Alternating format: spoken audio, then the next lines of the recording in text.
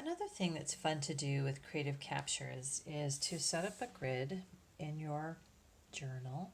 Now, this is not watercolor paper, so it doesn't hold the watercolor real well, but I don't worry too much about it. It's just sort of to get your ideas down on paper. And what I do a lot is to use this excess paint, and I just come over and I fill in the boxes with these background colors. And since these have been the colors I've been using to fill in for my creative captures in my journal here, they lend themselves nicely to background colors because they are the colors that I've been seeing out there. And so most of the images I'm creating are from my walks out in nature. Not all, but most. So filling in these boxes and then changing the colors up in between a little bit.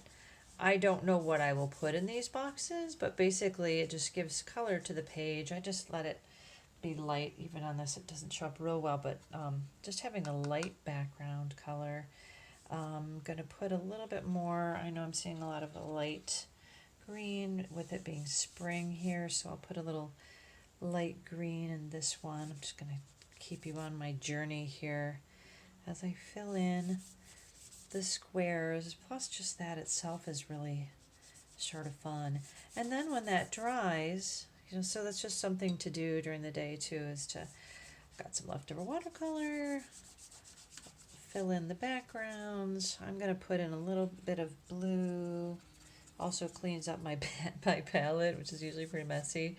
And it's okay if they're a little darker too, because then, you decide, maybe you use a Sharpie marker to draw in here. You can still sketch on it with pencil if you want, and then add the pen over it, or just go right in with pen.